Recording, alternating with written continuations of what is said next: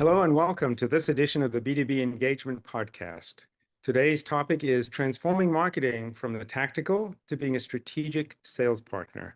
And we're extremely privileged to have with us Rebecca Smith, Chief Marketing Officer and Senior Vice President of Global Marketing and Communications at Ciena. Rebecca, welcome. Thanks, Gavin. Thank you so much for having me. It's such a pleasure. And I think one of the things that's so interesting about this topic is that marketing is being asked to take a more strategic role, but not everybody knows what that really means. And so I think our audience is going to learn a lot from you today.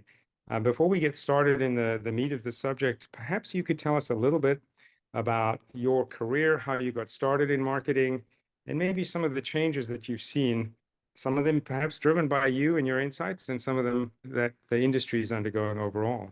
Thank you, Gavin. So I have an academic background in economics, and I did an MBA in innovation, which was an interesting focus area. And it did touch on marketing, but when I came out of school, my first job, I actually started working with Kraft Foods, which seems like an unlikely start, but I was marketing salad dressing and I was loving it. But I realized it's kind of hard to get excited about consumer goods, and I was really craving something with more strategy around it. But I have to say, the fundamentals of marketing I really honed at my time at Kraft. And then I went on to a high-tech startup that led me to a larger software company where I spent many years in various marketing roles in the B2B space. And at the end of my tenure with that company, I actually spent time in sales. And maybe one of the most valuable pivots I've ever done in my career is going from marketing into sales and really developing a true empathy for someone who carries a bag, as they say. And then from that role, I came to Ciena into portfolio marketing and then into my current role. So I've been very lucky to have lots of opportunities in my career where I've learned different things, different industries, different functions like sales. And it's gotten to me where I am today. So I'm very fortunate. It's such an interesting background, and some of the lessons and observations that you mentioned, I think, are important for people to step back as they're embarking on their careers, if they're starting them, or even as they're in the middle of their careers, is to think about the value of seeing things from different perspectives, different industries. You talked about different roles. I find that is such an educational process as to how you approach problem solving. It really is. And some people think it's odd that I started off in consumer goods and now I'm in high-tech B2B marketing, because consumer good, it's all about the consumer. And I learned very early in my career that you always put the customer first. I think it's Amazon, right? Their executive team always leaves a seat at the table for the customer, right? There's often that story told.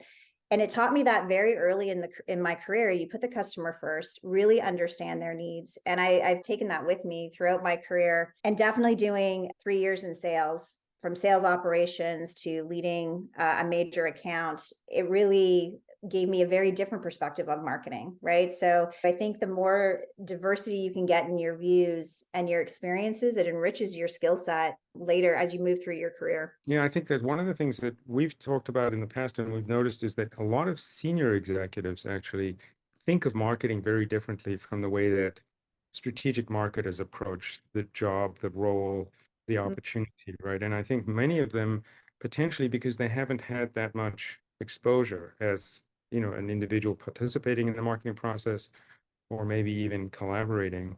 And I think it's unusual and remarkable that in the company that you're in now, Ciena, there's a very clear understanding of the different kind of role that marketing needs to play in the overall business strategy and achieving the key goals, right? Yeah, I would agree. I think Ciena is unique in that they do see marketing as being a very strategic function. And what Ciena has been able to do from a culture perspective, from the way our executive leadership team thinks, is that they don't think of marketing as being this tactical thing at the end of the process, let's say, right? They really believe, and we really do entrench this, is we see marketing as being integral to our overall success as a company and driving revenues and creating differentiated customer experiences. And a lot of that can be attributed to my predecessor and the current head of sales. They really set the tone that marketing and sales are partners. And that's a hard thing to do, because in most organizations, marketing and sales are two different functions, right? Two different functions. But I really believe there are things you can do to break down those barriers, to create really strong alliances between sales and marketing, and to overcome that, right? So that marketing isn't this tactical, can you give me a nice graphic? Can you produce some buttons or whatever it might be, right? That's a very old way of thinking about marketing. It has to be at the front end. It's part of the sales cycle. It's actually marketing plays an integral role at the very beginning of the sales cycle, right? From awareness to consideration. This is marketing sweet spot, right? Where we can really partner and help our sales organization. I think that's an enlightened view, because when you actually think about the way that B2B marketing has sort of grown up in the industry, particularly the technology industry, companies that are technology focused or technology driven tend to build products first. And then they go to the marketing team and say, okay, help us frame a positioning statement, or what's a competitive differentiation, which in many regards is backwards, right? It's marketing team. If you're at that front end, you're creating that awareness and consideration, but it's a very directed awareness and consideration. It's about finding a targeted subset of the market that has key problems that you align with. And it's less about the technology at that point, right? Yeah. It's interesting when we start working on, say we have a new product, a new technology we're bringing to market. One of the first exercises, or as part of our messaging development, one of the things we really focus on is, what is the flawed thinking, right? So how, if putting yourself in the position of the customer, what is the flawed thinking that if they continue on a certain path, doing things a certain way, what would the outcome get them? What is the challenges that would create for them? And then how do we create a story or a messaging or a positioning that addresses that head on? So what is their challenge head on? And then brings in, so what is so unique about our technology? Rather than leading with, hey, our technology is so great and here's all the reasons why. It's really kind of getting into the head of the customer, and how do we really start to get in and understand that challenge that they're dealing with? And how do we create messaging to address that?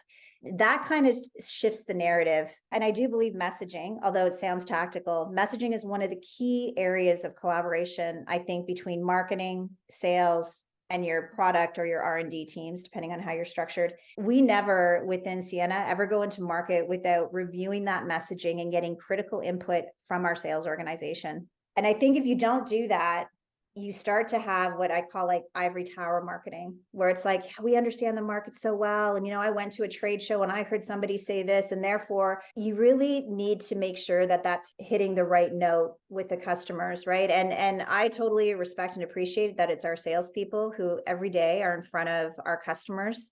And as much as our marketing organization interacts with customers, sales teams do it in a very different way, right? They're there hearing the issues, the challenges firsthand, in a very clear way most times, right? What is going on, what's happening. And I think once you get that 360-degree view of a customer's problem, that's when you really can zero in on messaging that just resonates with customers. And it's a great way to bring sales and marketing together, right? It's a collaborative effort. Well, one of the key things you said that I think is you start with that customer problem. And actually, companies that do this really well, one of the companies that does this really well is Amazon Web Services. When they're thinking about a new solution, the first thing they do is write the press release.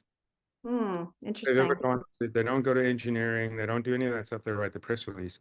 And this reinforces one of the other key insights that you've learned and you shared with us here today about messaging, because the press release is all about the messaging. And that's what's going to drive the product development to allow us to actually achieve that. So if you start with that, which I think, again, is one of your key insights and one of the reasons I think you're so successful, is you're starting with the customer challenge. How do they see the world? And then we can look at that as you do, and you say, well, we don't see it quite that way, because the customer's view is not realizing the opportunity to change and improve this way. So our job is to help them understand the opportunity to improve, or the different way that they could be tackling this problem or achieving their outcomes. And because that messaging is so consistent, because it's driven from the very start, it's not like, oh, we had to change our messaging at the end. It's always the same. Then the sales team and the marketing team are, from the very get-go, aligned around that same message. Exactly. And then you start to get this consistent narrative, right? So the customer's hearing the same thing multiple times, whether it's in a customer meeting with sales, if it's, they're seeing a paid ad from Ciena, reading one of our blogs, showing up at a trade show, whatever the touch point is creating that consistency of message because everybody's bought in. That's really important. Well, I think the things you're focusing on here are really strategic items, which again, as we said at the beginning, is different from what a lot of B2B companies have and still do to a large degree focus on, which is more tactical, the t-shirts and the graphics for a trade show and all that kind of stuff. But that's not even a conversation you're having. And I think one of the key elements to this strategic relationship is this notion of storytelling. I think a lot of times people think it's about the product. It's about, even if you understand that differentiated value, which clearly is not a universal accomplishment in B2B today, but how do you tell a story that engages different people at different levels? And one of the reasons I think this is a strategic issue is because you have to tell different stories to different people in the same organization, right? Yeah, I think some of the best marketers I've ever worked with, they have what I call like a service mentality. And this is going to sound a little odd because I know we're talking about marketing's not tactical, it's strategic. But when I say service mentality, you empathize with the customer, understand their problem from different perspectives, as you mentioned, from different constituents in the customer that you're marketing to. But it also means having a service mentality internally. And you mentioned this about like bringing different groups together. It is having that empathy and it's having that compassion and flexibility, right? If anything I've learned in my marketing career is that you have to be, there's been times where I've worked on campaigns or we've gotten pretty far down the road and then we get some new information for whatever reason coming in kind of late. And it's like, okay, we have to make a change here. We have to be flexible. The market is very dynamic. Yeah. Right? Things are changing constantly. So just when we think, okay, I think we got it, we understand it, maybe there's a technology evolution, maybe there's a new player emerging in the space, and all of a sudden it changes things for our end customers. So if you're in that service mentality, like I am here to serve the business, I'm here to drive revenues, to create a differentiated customer experience. I'm not just here for the sake of my own marketing, which sometimes happens, right? We get myopic about our own work and you're like, I just love this campaign. It must go out the door. I think when you have that kind of service mentality, you're ready for those kind of changes. You're ready for the feedback. You're open to the feedback, whether that's coming from your sales organization or for your product organization. And I'm not by any means saying marketing is a doormat, because at the end of the day, we have to make the right marketing strategy calls. But if you're not empathetic and if you don't have that service mentality, then you're not seen as a strategic partner, right? You're coming at it from that kind of siloed approach. And I think the notion of a service mentality is also a key differentiator for the marketing function. But as the company as a whole, if you think about it, our job is to help customers solve problems, right? Not to sell stuff to them, it's to help them solve problems. Yeah. Along the way, they'll buy things, which is great. But their goal is not to buy things. Their goal is to solve problems. Yeah. And that's the difference also in terms of service mentality. It's how can I serve you? How can I help you? Exactly. Yeah. And I think that's again, it's a strategic mindset that shifts everything about what you do in the long term and then on a daily basis as well. This is also another interesting alignment issue is marketing's almost in a no-win situation when it's viewed tactically.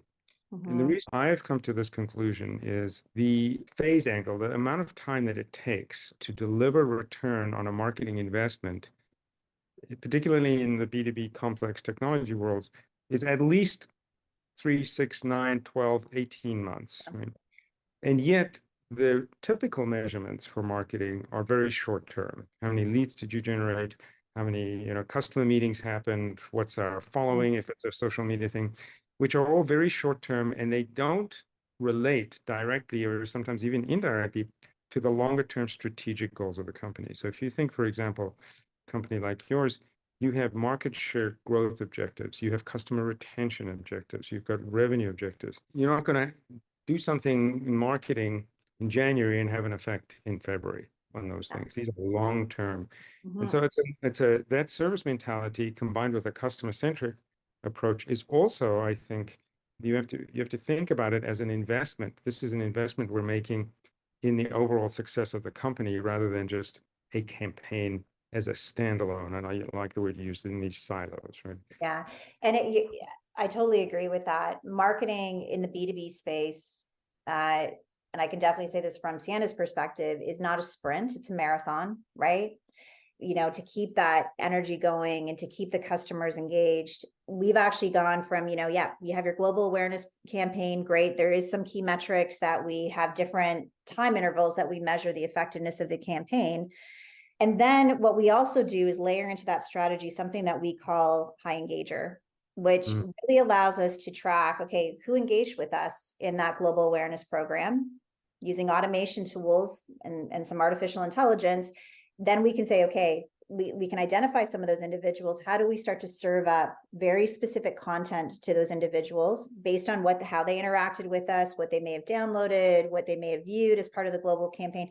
This is that bridge from awareness to consideration that is so hard in the B2B space to do effectively, right? I'm not going to say awareness is easy, but that initial awareness, you got to get the messaging right. You got to set context and okay, people sit up and they're like, I'm interested in what you have to say. But how do you get them from awareness to consideration? And I think this is always the challenge of the marketer, right? Of any marketer. So things like what we call high engager programs are really critical. It's a newer strategy for us, but it's really, from what we see, it pays off. It helps us kind of get to those individuals who are really interested. How do we continue to engage them? And I guess, this is actually a question I have for you, because I think when you look through a lot of B2B marketing theory, it is very like lead driven. It's like, how do you generate leads? How do you generate leads? In an industry, and I don't think we're so unique, we have a very well-defined set of customers. It's not tens of thousands, right? So we know who our customers are. The concept of lead generation isn't paramount. It's not that we disregard it, but it's not the main measurement of marketing. And I think there's other B2B companies out there like that. What have you seen as strategies that successful B2B marketers have used when you're not being measured on leads, but how do you keep the customer warm in a longer sales cycle?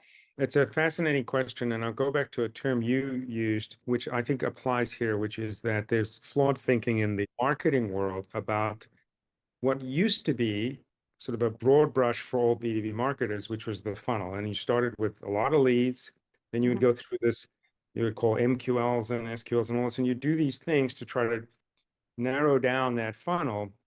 The flawed thinking in this approach, and I appreciate you educating me about the process you've gone through with that, is leads are your primary objectives here.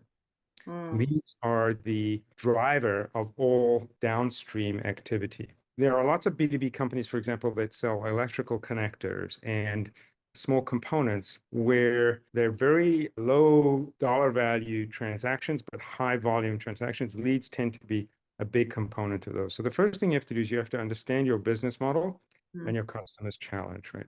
And then you can't paint the B2B process with one brush. If I'm selling thousands and thousands of small connectors, or if I'm trying to get specified into an automobile manufacturing process with my little electrical switch, that's a completely different marketing challenge from, can I create a strategic partnership around somebody's secure network? So the first thing I think is the flawed thinking is there's one way to do marketing. I think there are multiple ways, and it all starts with your customer and your business model.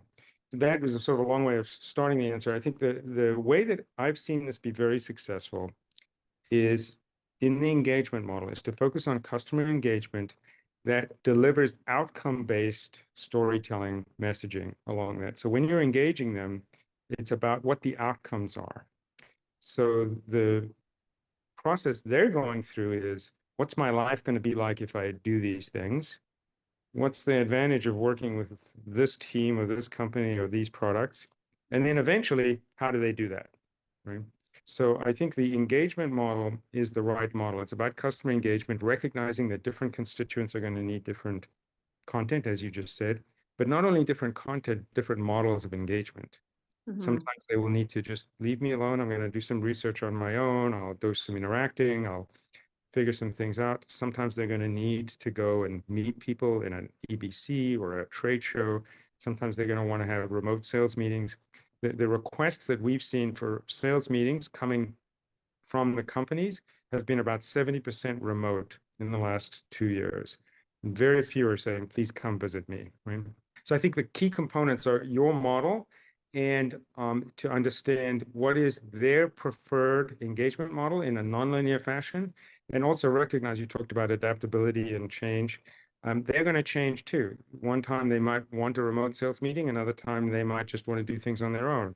So this adaptability and flexibility mindset, I think, also applies to that engagement model and the sequence that you go through. Yeah, I agree. And I think a lot of those concepts that you just went through, it really, we talk about in my team about building mind share. And I think that's like for us, that's what it comes down to, right? It's like, okay, so leads aren't the ultimate measure. I think what you said was really interesting. It's not the same brushstroke for B2B marketing in every company. And I think even within a company, depending on the segment, the region, it varies, right? So how do you develop mind share effectively? And this is where we've used things like account-based marketing strategies really effectively to get like really understand a customer. How does that customer actually want to be marketed to, right? And we're definitely seeing this. More and more of our customers they want to work with us virtually. And we know that the next generation of decision makers coming up, and there's lots of statistics out there in the market about this, but the next generation, they're doing a lot of their homework online. They're doing a lot of their research online. So we're making a big investment in creating new interactive tools and, bringing our technology to the customer virtually, through sort of a virtual briefing centers, virtual lab type environments, versus like, okay, you have to get on the plane and come to one of our locations. Those days where that's the only way of doing it, that doesn't exist anymore. I think this is one of the reasons that you're successful in the internal and external process that you've arrived at, is the gates and measures of success are no longer driven by those old analog processes, right? So how many meetings do we have? Well, if the customer's doing 70% of the research on their own, there's 0 meetings, right? So let's not count meetings. Let's talk about mindshare. Let's talk about the intellectual transfer of knowledge that we're able to convey, the differentiated value that we're able to articulate at the right stage in the process. Because as you said, when you're delivering content, some of that content at a certain stage in the cycle has to focus on, if you're trying to move them to consideration, motivating them at an emotional level, right? It's not just even about filling in a spreadsheet or counting bandwidth, calculations. It's an emotional level of, I need to do something about this, or I need to go and talk to the other team members that we're working on. We're taking too long to make these decisions, or we can't live with the solution for much longer. That mind share is all about the combination of what information they need at what time during their thought process, and how are we going to motivate them. And I think that's a different state of marketing than we've had. You started in consumer marketing, and a lot of consumer marketing is about sort of psychographics and motivation. But in B2B, we really do have to focus on that. If we aren't relying on the sales team to develop that sort of enthusiasm in a sales meeting, we can't anymore, right? So we've got to find ways of connecting. Yeah. And I think if you can master this concept of building that mind share through the channels that the customers want to learn things and be marketed to, if you will, there not only can it have an impact on their choices in terms of solutions and what solutions they buy, but think about the halo effect that building that mind share has on your overall corporate brand. Right. So when I don't know if people do brand studies, what you want to see is one of the key things that I always look for is the feedback that, we look to you as a trusted partner. We trust you. Once you have that kind of connection with a customer where they trust you, they trust your insights, they trust when you talk about trends that that this is informative, you're helping me understand my future, you're giving me a vision to work towards. That kind of brand equity it's really hard. You can't buy it, you got to build it. And I think when you get there through mindshare and trusted thought leadership and really understanding your buyer, that's kind of like marketing gold. Right? That's what we all really, really want. So another reason why just this mindset about, you're not out there just to grab a marketing qualified lead. You're out there to build mindshare. This is really like an interesting switch that happens from tactical marketing to very strategic marketing, right? And then you're intrinsically helping your sales organization, right? If we can build a brand that is trusted, that our customers turn to learn things, to understand things about not just about their business, but about the industry that they're operating in. What is the next big mountain ahead of them, kind of thing. This is really valuable for our sales organization too, right? We're laying that foundation, laying that groundwork, and then they can come in and have those conversations with the customer. That's a good point, because they actually have to have different kinds of conversations now, right? So Mhm. it's not about moving them along in the sales process. It's about creating value for the customer. And I think that's a mindset shift that happens both in marketing and sales if it's going to be successful. Yeah.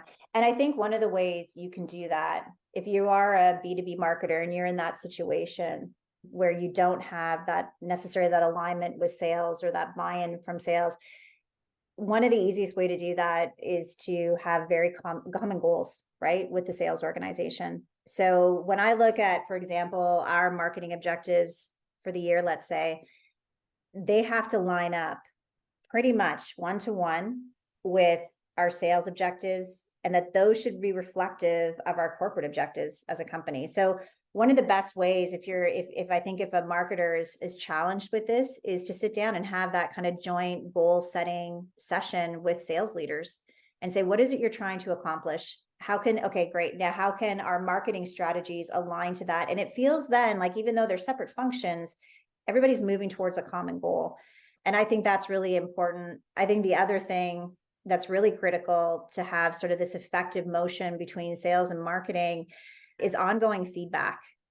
Sometimes it's hard, right? As marketers, you don't always want to hear the feedback. Sometimes getting that feedback about something you've executed is hard, but you have to be open to it for exactly the reason we talked about a little bit earlier, is that the market is constantly changing, especially in B2B high tech, constantly changing. If you are not open to the feedback and condition your teams to take that feedback, that reinforces the silos. So you got to get over that and have very open communication. How is this working?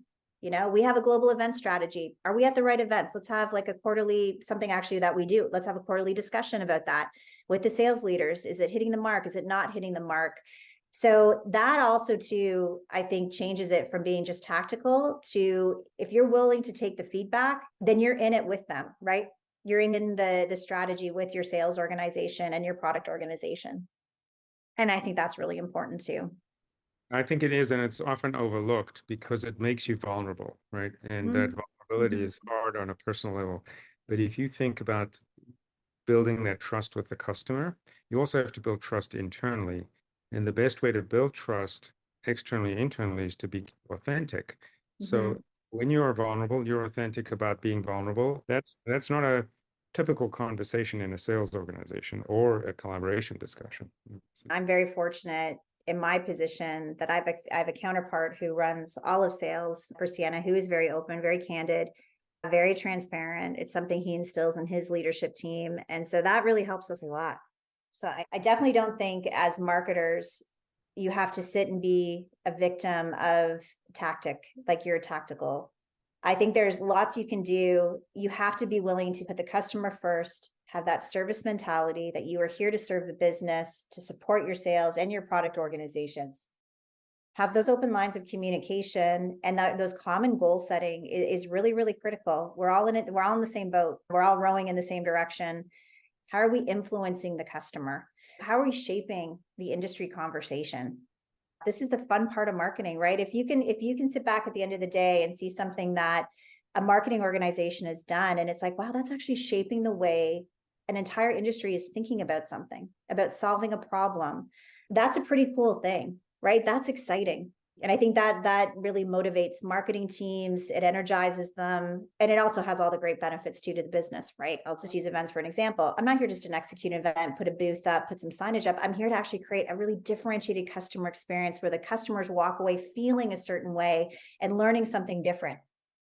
And I'm just using events because sometimes events is thought about being very tactical. We actually think of them as being very strategic. So I think there's lots of ways you can apply that mindset across the marketing mix and really, revolutionize the way your marketing is being done. Well, that's a really inspirational summary, you've also given very specific ideas about how to change from that old school tactical objectives kinds of thinking to where you can get to. Rebecca, I just want to say thank you. It's been an incredibly interesting time for me. I've learned a lot, as I always do when I talk with you. And I'm very grateful that you're willing to share with the broader audience out there. So thank you so much. Gavin, thank you. It's been my pleasure.